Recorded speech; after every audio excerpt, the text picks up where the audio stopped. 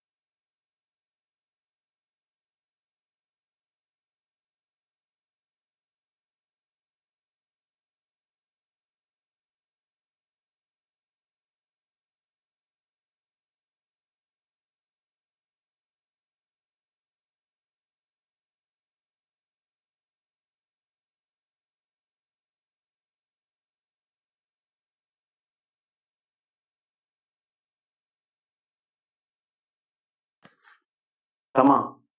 देखिए मैं एक बार फिर से बता देता हूं क्या बेटा जी कि रदरफोर्ड का प्रयोग क्या था, निष्कर्ष उसने निकाला। उसने क्या कहा था कि जो परमाणु होता है, जो बेटा जी परमाणु होता है वो एक गोलाकार विद्युत उदासीन सूक्ष्म कण होता है।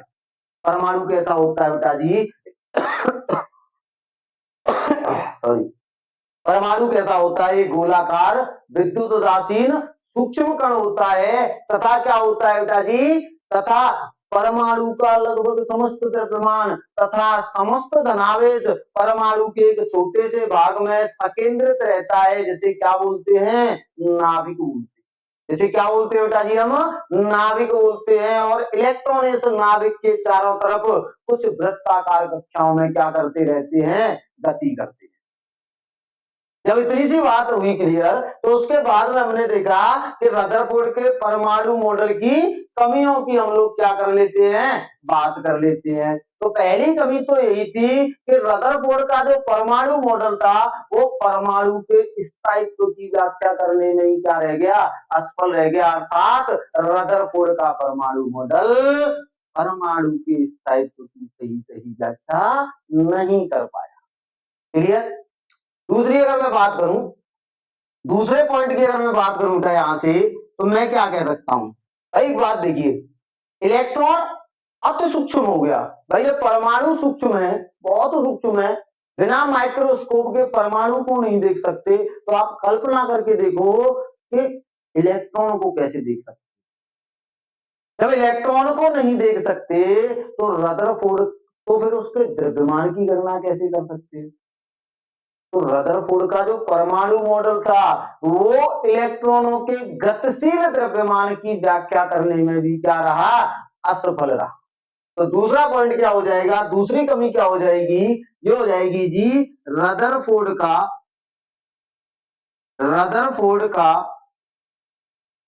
परमाणु मॉडल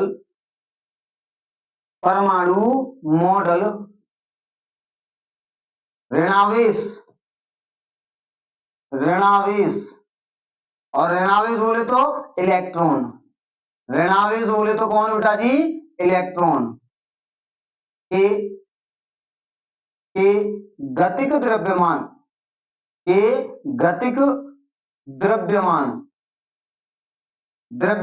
की व्याख्या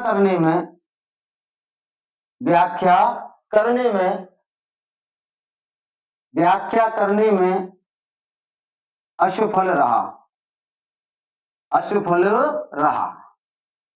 ठीक है बेटा जी, आ रही है समझ में। यानी कि जो रदरफोर्ड का परमाणु मॉडल था वो तो एक तो क्या करने लगा बेटा जी, एक तो परमाणु के स्थायित्व की व्याख्या नहीं कर पाया, दूसरा क्या नहीं कर पाया, दूसरा सज्जी वो इलेक्ट्रॉनों के गतिक द्रव्यमान की व्याख्या करने में भी क्या रहा, असफल रहा। जब इतनी सी बात आई, इतनी सी कमी आ गई इसमें, तो इसीलिए रदरफोर्ड के परमाणु मॉडल को भी क्या कर दिया गया, नेग्लेक्ट कर दिया गया, हटा दिया गया। अब नया जो परमाणु मॉडल आया वो परमाणु मॉडल आया बेटा बोर का परमाणु मॉडल आएगा बेटा जी, बोर का परमाणु। अब बोर ने क्या कह दिया, बोर भाई साहब ने क्या कहा, बोर ने कहा सुनिए जी, परमाणु मॉडल की अगर मैं बात करूं तो मैं क्या करूंगा, मैं रदरफोर्ड के परमाणु मॉडल में जो कमियां हुई थी उन कमियों में ही क्या करूंगा, सुधार करूंगा। क्या करूंगा जी, कमियों में ही सुधार करूंगा। और मैं जो परमाणु मॉडल दूंगा वो क्वांटम सिद्धांत के आधार पर, क्या दूंगा जी, मैं जो मॉडल दूंगा वो कैसा दूंगा, क्वांटम सिद्धांत के आधार पर दूंगा। क्लियर है। चलिए तो अभी बात करेंगे गाई की बोर के परमाणु मॉडल की, तब तक इसको नोट डाउन करिए।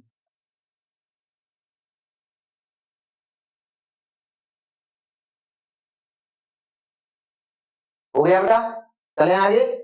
चलिए तो आगे बात करते हैं बोर के परमाणु मॉडल की। क्या की बात कर रहे हैं बेटा, बोर के परमाणु मॉडल की हम लोग यहाँ पे क्या करेंगे, अब बात करेंगे। देखिए अगला पॉइंट क्या आ जाएगा हमारे पास, अगला पॉइंट होगा बेटा जी बोर का परमाणु मॉडल।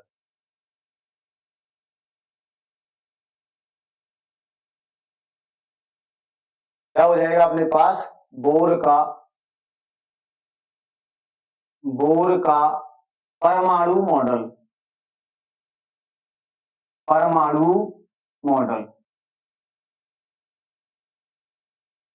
ठीक है बेटा जी। काय की बात कर रहे हैं हम, बोर के परमाणु मॉडल की बात करेंगे।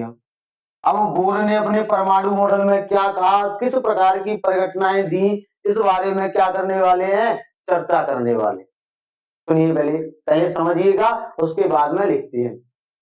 मैंने कहा जी, बोर की जब बात आई तो बोर ने अपना जो मॉडल दिया वो क्वांटम सिद्धांत के आधार पर दिया।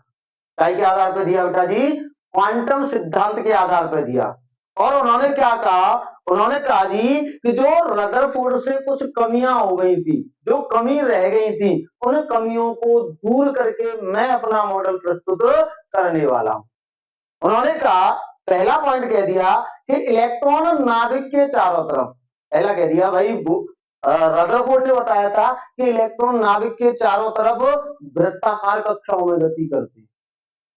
बोर ने कहा ये बात सत्य है कि इलेक्ट्रॉन नाभिक के चारों तरफ वृत्ताकार कक्षाओं में गति करते हैं, परंतु उन निश्चित वृत्ताकार कक्षाओं में गति करते हैं, उन निश्चित वृत्ताकार कक्षाओं में गति करते हैं जिनकी या फिर जिनका संवेग h/2 का पूर्ण गुणज होता है।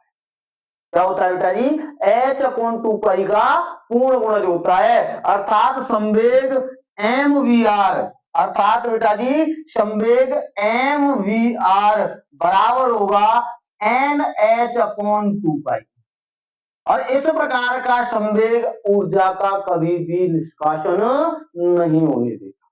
आगे बात समझ में क्लियर है। अगला सुने, दूसरा पॉइंट उन्होंने क्या कह दिया, उन्होंने कहा जी कि स्थायी कक्षा में, स्थायी मतलब जिस कक्षा में इलेक्ट्रॉन गति कर रहा है वो कक्षा उसकी क्या होगी, स्थायी कक्षा होगी। तो कह रहा है कि स्थायी कक्षा में घूमते समय इलेक्ट्रॉन ऊर्जा का उत्सर्जन नहीं करते। भाई जब ऊर्जा का उत्सर्जन ही नहीं करेंगे, जब ऊर्जा का उत्सर्जन ही नहीं करेंगे, ऊर्जा नष्ट ही नहीं होगी, तो क्या इलेक्ट्रॉनों की ऊर्जा कभी कम हो सकती है? आपने कहा ना जी सर, इलेक्ट्रॉनों की ऊर्जा कम नहीं होगी। और जब इलेक्ट्रॉनों की ऊर्जा कम नहीं होगी तो बेटा जी फिर तो कंडीशन ऐसी नहीं होगी कि परमाणु का विनाश हो जाए। दूसरा पॉइंट समझ में आया। तीसरा पॉइंट इन्होंने क्या कह दिया, तीसरा पॉइंट इन्होंने कहा बेटा जी, क्या कहा बेटा, इन्होंने कह दिया कि इलेक्ट्रॉन ऊर्जा का उत्सर्जन व अवशोषण, उत्सर्जन मतलब निकालना, अवशोषण मतलब ग्रहण करना, तब करते हैं, कब करते हैं बेटा जी, जब वे निम्न कक्षा से उच्च कक्षा में जा रहे हैं। क्या हो रहा बेटा कि इलेक्ट्रॉन जब निम्न कक्षा से उच्च कक्षा में जा रहे होते हैं तभी वे क्या करते हैं, या तो ऊर्जा का उत्सर्जन करेंगे या फिर क्या करेंगे, अवशोषण करेंगे। आ रही बात समझ में। और जब वो किसी बाहरी स्रोत से उन्हें ऊर्जा दी जाएगी, बाहरी स्रोत से क्या दी जाएगी, ऊर्जा दी जाएगी, तो ये क्या हो जाएंगे, उत्तेजित हो जाएंगे और उत्तेजित होकर अपनी कक्षा को छोड़कर दूसरी कक्षा में प्रवेश कर जाएंगे। और उस कक्षा में ऐसा नहीं है कि सर जी क्या हुए फिर उसी कक्षा में रह जाएंगे, ना ना, जब दूसरी कक्षा में जाएंगे तो ऊर्जा का या तो उत्सर्जन कर रहे होंगे या अवशोषण कर रहे होंगे, तो ऊर्जा लॉस्ट होगी कि नहीं होगी, ऊर्जा लॉस्ट होगी, तो फिर दोबारा से लौटकर अपनी कक्षा में आए। और ये सत्य बात है बेटा, ये सत्य बात है। बाहर से तुम्हें कोई अगर एनर्जी दे रहा है, अगर तुम्हें उत्साहित कर रहा है, तो बेटा आपकी जो एनर्जी होगी वो क्षण मात्र की होगी और फिर दोबारा से लौटकर अपनी औकात पे आ ही जाओगी। आई बात समझ में। फालतू की एनर्जी कुछ समय के लिए होती है, क्षण मात्र के लिए होती है, और सेम कंडीशन काय के लिए होती है, इलेक्ट्रॉनों के लिए होती है कि जब उनको बाहर से कोई एनर्जी दे रहा होता है तो लगभग 10⁻⁻⁶ सेकंड तक दूसरी कक्षा में रुकते हैं और लौटकर पुनः अपनी कक्षा में आ जाते हैं। मतलब सुबह का भूला शाम को अपने घर वापस आता है। अगर ऐसा न होता तो इलेक्ट्रॉनों की जो स्वयं की ऊर्जा थी उसको भी वो क्या कर देते, नष्ट कर देते, और नष्ट करते तो फिर दोबारा से कहां जाके कूदते, नाभिक के अंदर।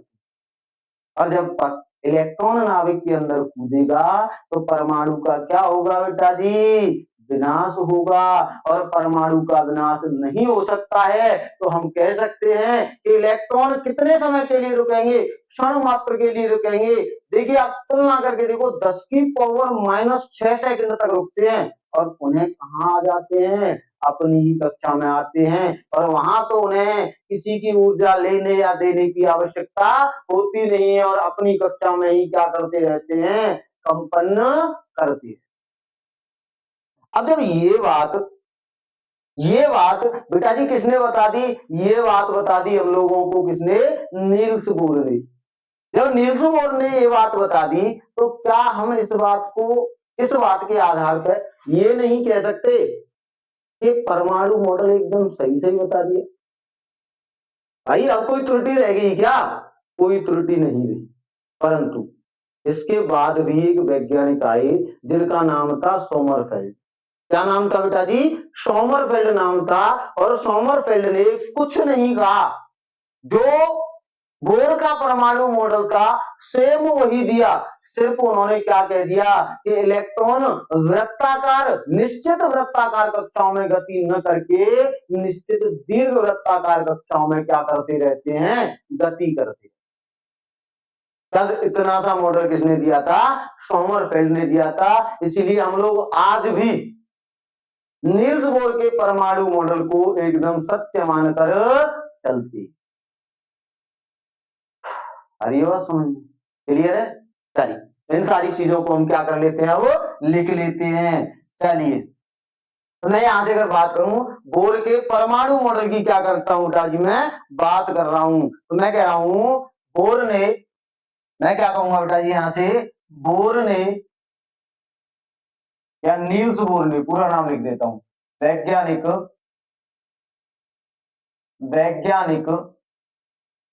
नील्स बोर, नील्स बोर ने परमाणु के क्वांटम सिद्धांत, नील्स बोर ने क्वांटम सिद्धांत,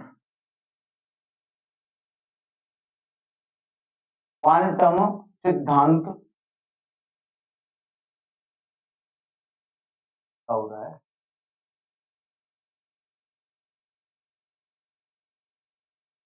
क्वांटम सिद्धांत के आधार पर रदरफोर्ड के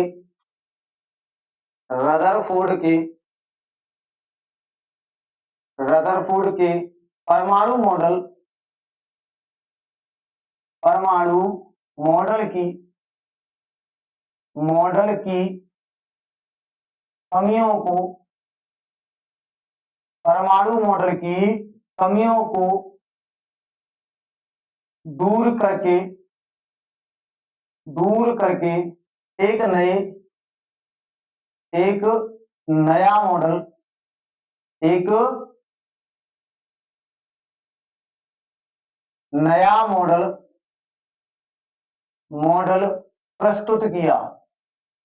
नया मॉडल प्रस्तुत किया,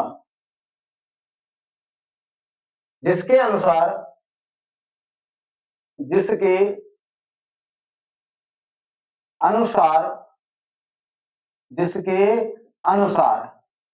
देखिए बेटा जी, जिसके अनुसार अलग अलग परिघटनाएं क्या प्रस्तुत की। पहला उन्होंने कहा कि जी जो इलेक्ट्रॉन होते हैं, इन्होंने क्या कहा कि इलेक्ट्रॉन नाभिक के चारों ओर,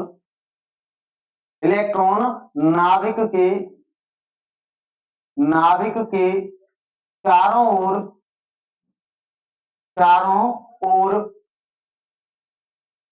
उन निश्चित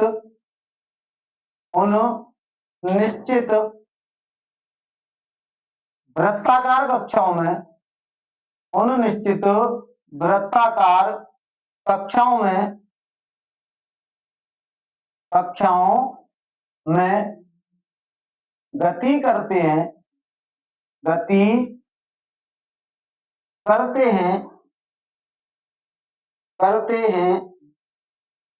जिनका संवेग उन निश्चित वृत्ताकार कक्षाओं में गति करते हैं जिनका संवेग h/2 पाई का पूर्ण गुणज होता है।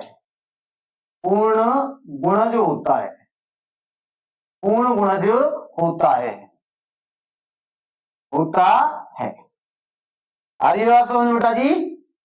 आ रही है कि नहीं बात समझ में? यानी उन निश्चित वृत्ताकार कक्षाओं में गति करते हैं जिन कक्षाओं का संवेग h/2 पाई का क्या होता है? पूर्ण गुणज होता है।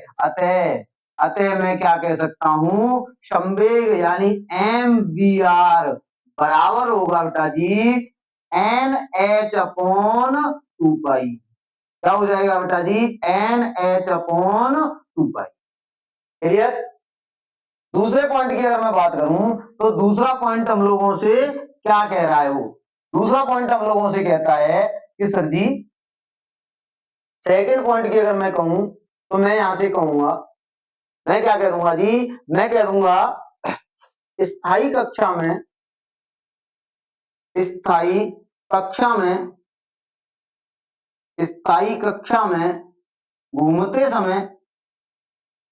घूमते समय स्थायी कक्षा में घूमते समय क्या होता है जी? इलेक्ट्रॉन ऊर्जा का उत्सर्जन नहीं करते। घूमते समय इलेक्ट्रॉन ऊर्जा का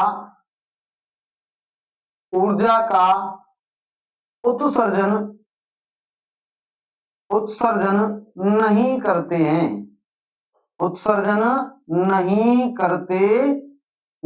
करते हैं। ठीक है बेटा जी? अगले पॉइंट की अगर मैं बात करूं तो मैं यहां से तीसरे पॉइंट पे कह सकता हूं, तीसरा पॉइंट उन्होंने कहा कि इलेक्ट्रॉन ऊर्जा का उत्सर्जन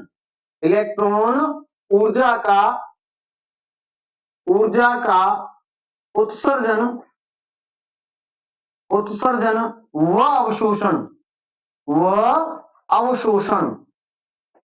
अवशोषण उत्सर्जन का मतलब होता है निकालना, अवशोषण का मतलब क्या होता है? ग्रहण करना।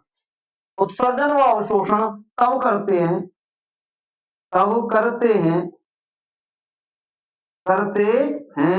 जब वे निम्न कक्षा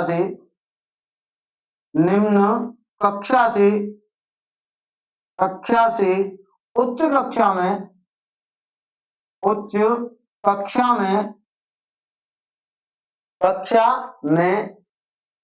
प्रवेश करते हैं।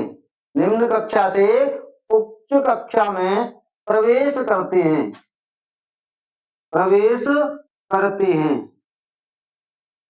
तथा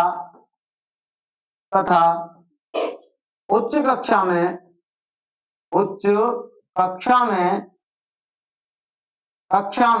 ये इलेक्ट्रॉन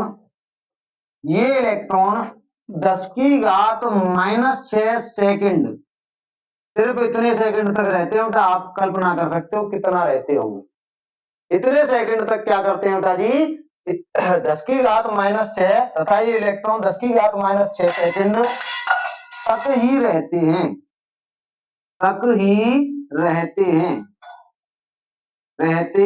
हैं। इतने समय पश्चात ये पुनः लौटकर कहां आ जाते हैं? अपनी कक्षा में ही पहुंच जाते हैं। आ रही बात समझ में? तथा लौटते समय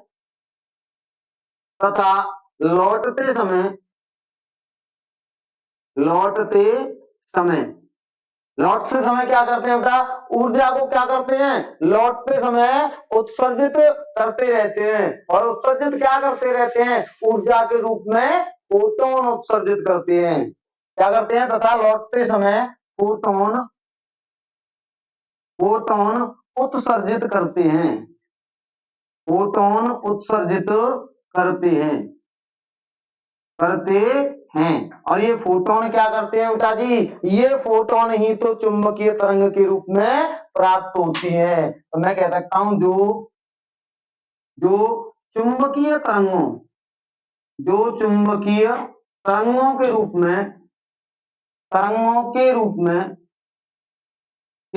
में प्राप्त होते हैं या प्राप्त होती हैं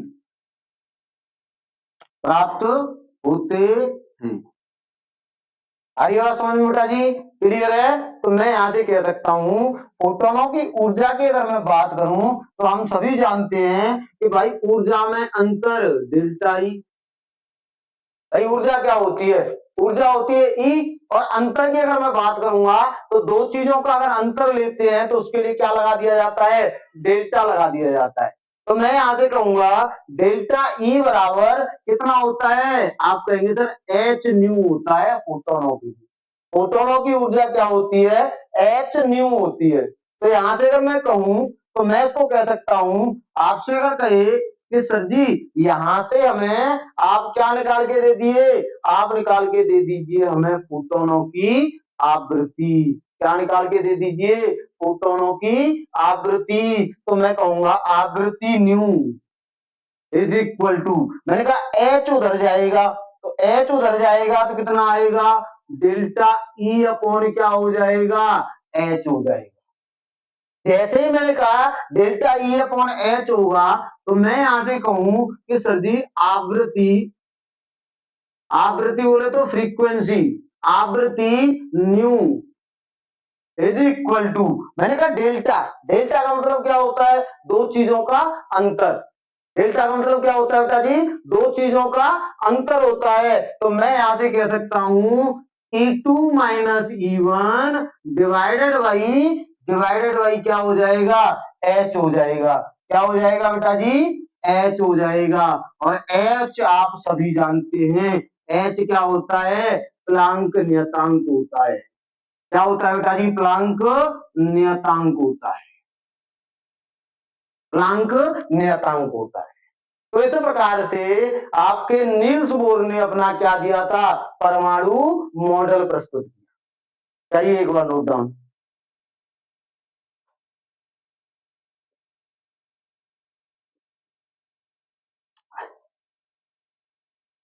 हो गया बेटा जी? जैसे ही नील्स बोर का परमाणु मॉडल हुआ, अगला और लास्ट परमाणु मॉडल कौन सा था? सोमरफेल्ड का परमाणु मॉडल। तो हम क्या की बात कर लेते हैं, हम अगले अपने मॉडल सोमरफेल्ड के परमाणु मॉडल के बारे में पर चर्चाएं कर ही लेते हैं। आई के बारे में बात कर रहे हैं बेटा। अगला अपना मॉडल होगा सोमरफेल्ड का परमाणु मॉडल। तो अगला पॉइंट है अपने पास, अगला है जी सोमरफेल्ड का परमाणु मॉडल।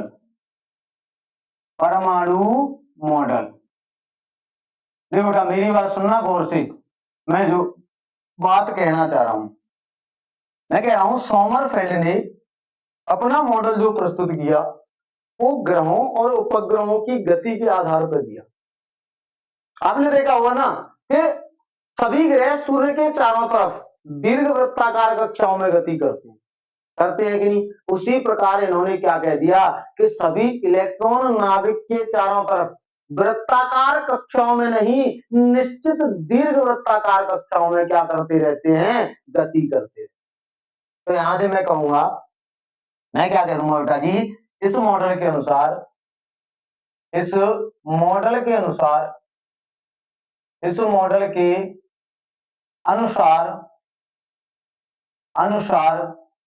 क्या था बेटा जी? इस मॉडल के अनुसार इलेक्ट्रॉन नाभिक के चारों